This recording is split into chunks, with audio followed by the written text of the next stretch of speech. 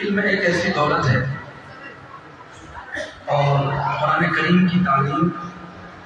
ایک ایسی عظیم دولت ہے کہ اللہ رب العزت نے اس کے ذریعے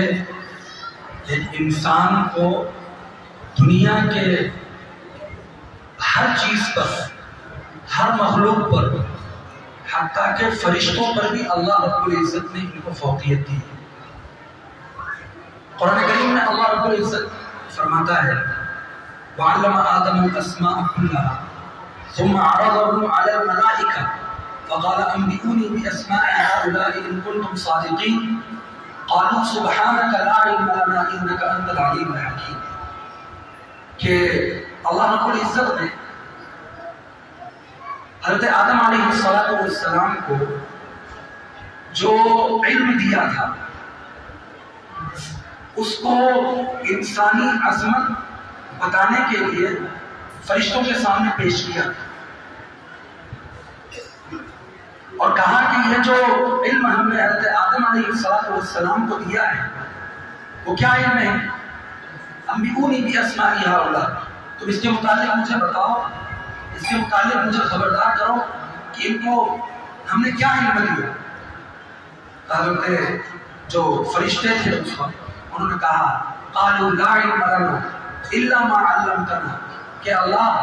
ہمیں کچھ نہیں معلوم ہے، جو بھی کچھ ہے وہ سب آپ ہی کو خبر ہے، ہمیں تو کچھ بھی نہیں معلوم ہے، ہمیں تو صرف اتنا ہی پتا ہے جتنا آپ ہمیں بتاتے ہیں، آپ ہی علم والے ہیں، آپ ہی حکمت والے ہیں۔ اللہ رب العزت نے یہاں پر حضرت آدم علیہ السلام کو جو فوقیت دی، جو عظمت دی ہے، جو مرتبہ عطا فرمایا ہے، وہ مرتبہ اللہ رب العزت نے علم کے ذریعے تمام فرشتوں کے سامنے اللہ رب العزت نے یہ بات بیان کر دی کہ اگر کوئی چیز عظمت کے لائق ہے اور کوئی چیز انسان کی عظمت کو دوبارہ کر دیتی ہے، اس کی عزت کو دوبارہ کر دیتی ہے، اس کے مرتبے کو دوبارہ کر دیتی ہے، تو وہ چیز علم ہے۔ علم ہی کے ذریعے اللہ رب العزت پوری دنیا کے اندر آدمی کو سلطو کرتے ہیں۔ اسی وجہ سے قرآن کریم کی جو سب سے پہلی صورت ہے، جو سب سے پہلی آیت ہے، اللہ رب العزت نے جو نازل فرمائی اقرأ باسم ربک الذی خلق، اللہ رب العزت نے یہ پیغام دیا کہ اس دنیا کے اندر آپ ذرا سوچئے کہ جس زمانے کے اندر قرآن کریم کا نزول ہو رہا ہے اور جس زمانے کے اندر اللہ کے رسول صلی اللہ علیہ وسلم کو نبوت سے سرفراز کیا جا رہا ہے، اس زمانے کے اندر، اس علاقے کے اندر جو لوگ تھے وہ چوری کے اندر، زنا کے اندر اور دنیا جہان کے جتنے بھی گناہ ہو سکتے تھے ان سارے گناہوں کے اندر وہ مبتلا تھے۔ چاہیے تو یہ تھا کہ جب وحی آ رہی ہے تو اس کی برائی کے اندر کہ زنا اتنا بڑا جرم ہے، قتل و غارت گیری اتنا بڑا جرم ہے، جھوٹ بولنا اتنا بڑا جرم ہے، چوری کرنا اتنا بڑا جرم ہے، اس کی برائی بیان کی جاتی، اس پر اللہ رب العزت وعید سناتے، اس پر سزائیں اللہ رب العزت بتاتے، لیکن ان سب چیزوں کے باوجود، ان گناہوں کے باوجود، ان برائیوں کے جمع ہونے کے باوجود اللہ رب العزت نے اگر اللہ کے رسول صلی اللہ علیہ وسلم کے پاس کوئی چیز اگر سب سے پہلے نازل فرمائی ہے تو وہ اقرأ باسم ربک الذی خلق، کہ پڑھ اپنے رب کے نام سے جس نے آپ کو پیدا کیا۔ اس کا مطلب یہ ہوا کہ ان تمام چیزوں کے رہتے ہوئے بھی اگر کوئی چیز سب سے زیادہ ضرورت مند ہے، ضروری چیز ہے تو وہ علم ہے۔ علم ہی سے آدمی کے اندر انسانیت آتی ہے، علم ہی سے آدمی کے اندر اخلاق آتے ہیں، علم کے ذریعے سے ہی آدمی کے اندر وہ شعور پیدا ہوتا ہے جس سے وہ گناہ کو چھوڑتا ہے، چوری کو چھوڑتا ہے، جھوٹ بولنا چھوڑتا ہے اور قتل و غارت کو بھی چھوڑتا ہے، زنا چھوڑتا ہے، شراب کو چھوڑتا ہے۔ تو اللہ رب العزت نے آپ کو یہ موقع دیا کہ آپ کے یہاں یہ مکتب چلتا ہے اور اس کے اندر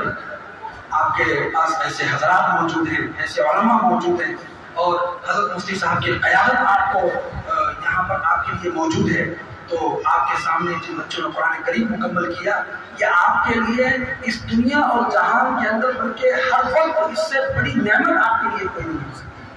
اس وجہ سے علماء کہتے ہیں قرآن کریم کی آیت ہے قل بفضل اللہ وبرحمتہ فبذلک فلیفرحوا، یا ایھا الناس قد جاءتکم موعظۃ من ربکم وشفاء لما فی الصدور وہدی ورحمۃ للمؤمنین قل بفضل اللہ وبرحمتہ فبذلک فلیفرحوا هو خیر مما یجمعون. کہ یہ قرآن کریم کہ اللہ رب العزت عظمت بیان کر رہے ہیں، اس کا مرتبہ بیان کر رہے ہیں کہ یہ ایسی کتاب ہے کہ اس کے اندر شفا ہے، لوگوں کے لیے ہدایت ہے، ساری بیماریوں کو دور کرنے والی ہے. اور اللہ رب العزت فرماتے ہیں کہ یہی وہ نعمت ہے کہ جس پر آپ اگر خوش ہونا چاہتے ہیں، اگر آپ اپنی خوشی منانا چاہتے ہیں تو یہی وہ نعمت ہے جس پر آپ کو خوشی منانا چاہیے. ہم دنیا کے اندر شادی ہو رہا ہے، بیاہ ہو رہا ہے، اور کوئی ڈاکٹر بن رہا ہے، کوئی انجینئر بن رہا ہے، کوئی پروفیسر بن رہا ہے، تو اس کی اپنی ایک خوشی ہوتی ہے، لیکن وہ خوشی کوئی معنی نہیں رکھتی شریعت کے نظر میں. شریعت کی نظر میں اصل تو خوشی یہ ہے کہ آپ کا بچہ قرآن کا حافظ بن جائے، آپ کا بچہ قرآن کو پڑھ لے، آپ کا بچہ قرآن کو اس کی آیت کے ساتھ، اس کی تجوید کے ساتھ پڑھنے والا بن جائے. ابھی جب یہاں بچے اپنا پروگرام پیش کر رہے تھے تو مجھے مہو کا ہی ایک واقعہ یاد آیا. ایک صاحب نے میرے سامنے ایک مرتبہ ایک واقعہ بیان کیا کہ ایک بہت بڑے وکیل تھے یہاں پر،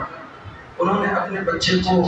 رشوت دے کر اس کے اوپر لاکھوں روپے اور لاکھوں رقم خرچ کر کے اس کو بہت بڑا وکیل بنایا کہ وہ وکالت کرے گا اور اپنی زندگی کو اسی کے حساب سے گزارے گا. اس کی زندگی کے لیے ایک راستہ بن جائے گا کہ وہ پیسے والا ہو جائے اور اس کی اچھی آسائش کے ساتھ، آرام کے ساتھ، عیش کے ساتھ اس کی زندگی گزرے. اتفاق ایسا ہوا کہ ان صاحب کا انتقال ہو گیا، اور انتقال ہو گیا، دفن کر دیا گیا، لوگ بھول گئے. تو جو وکیل صاحب تھے ان کا کوئی دوست آیا، اس نے پوچھا کہ بھائی، بیٹے سے پوچھا کہ بھائی آپ کے والد صاحب میرے بہت عزیز دوست تھے، بہت قریبی تھے، میرا بہت گہرا تعلق تھا ان سے، میں آیا ہوں تو میں چاہتا ہوں کہ ان کی قبر پر جاؤں اور وہاں پر کچھ ان کے لیے ایصال ثواب کر دوں. تو واللہ یہ چیز ایسی ہے کہ آپ کے اوپر کبھی طاری ہو جانا چاہیے. اس بچے کو، جس بچے کے پیچھے باپ نے لاکھوں روپیہ خرچ کیا، اعلیٰ سے اعلیٰ کالج میں اس کا داخلہ کروایا اور اس کو اونچی سے اونچی ڈگری دلوائی، اس بات پر کہ اس کا نام ہوگا، اس کا وہ اپنی زندگی ایک بڑے نام کے ساتھ، بڑے پیسوں کے ساتھ، بڑی آسائش کے ساتھ گزارے گا. وہی بچہ یہ کہتا ہے کہ مجھے اپنے باپ کی قبر کا پتہ نہیں کہ اس قبرستان میں میرے باپ کی قبر کہاں ہے. یہ بہت بڑی بات ہے. اور اسی کے بالمقابل آپ اگر دیکھیں کسی حافظ کو پکڑ لیں، کسی عالم کو پکڑ لیں اور اس سے کہیں کہ میرے آپ کے والد جو ہے میرے بہت عزیز دوست ہے، میرے بہت قریبی دوست ہے، میں چاہتا ہوں ان کی قبر پر جاؤں، ان کے لیے اصالہ ثواب کروں، تو آپ بتائیے اس وقت کیا رزلٹ آئے گا؟ یہ بچہ جس کو اس کے باپ نے حافظ بنایا، یہ بچہ جس کو اس کے باپ نے قرآن پڑھایا، اس کے قرآن کو مکمل کروایا، یہ بچہ جب اس کے باپ کا انتقال ہوگا تو یہ بچہ خود ہی اصالہ ثواب کرے گا اور ہر مہینے، ہر روز اس کے پاس جانے کی کوشش کرے گا. نہیں بھی جائے گا تو کم سے کم اس کو اتنا تو پتا ہوگا کہ میرے باپ کی قبر یہاں پر موجود ہے اور میں ان کے لیے اصالہ ثواب کرتا ہوں. تو یہ اللہ رب العزت نے ہمیں اور آپ کو موقع دیا ہے کہ ہم اپنے قرآن کو پڑھیں اور قرآن کو مکمل کریں، اپنے بچوں کو ترغیب دیں. یہ وقت بہت مناسب چل رہا ہے. اس وقت ہمارے بچے بے دین ہو جا رہے ہیں، اسلام سے بھیگ جا رہے ہیں، ہماری بچیاں مرتد ہو کر کسی دوسرے کے ساتھ اپنی زندگی کو گزارنے کے لیے چلی جا رہی ہیں. تو اس وقت یہ جو ساری چیزیں ہو رہی ہیں، یہ جو بے دینی آ رہی ہے، یہ ارتداد جو آ رہا ہے، یہ الحاد جو ہمارے بچوں کی زندگیوں میں آ رہا ہے، یہ اسی وجہ سے کہ ہم نے اور آپ نے اسلامی تعلیم اور دینی تعلیم کی طرف اپنے بچوں کی توجہ نہیں دلائی اور ان کو قرآن کی تعلیم نہیں پڑھایا اور ان کو دین کی تعلیم سے آشنا نہیں کرایا. نتیجہ اس کا یہ ہوا کہ جو بھی ان کو آیا ان کو لے کر چھل دیا اور جدھر ہو گئے ادھر کے ہی ہو گئے. اس لیے موقع دیا ہے اللہ نے کہ آپ اپنے بچوں کو اس مکتب کے اندر داخل کرائیں، مدارس کے اندر داخل کرائیں اور ان کو قرآن تعلیم سے ان کو آشنا کرائیں، دینی تعلیم سے ان کو آشنا کرائیں. انہیں چند باتوں پر میں اپنی بات کو ختم کرتا ہوں. وآخر دعوانا الحمدللہ.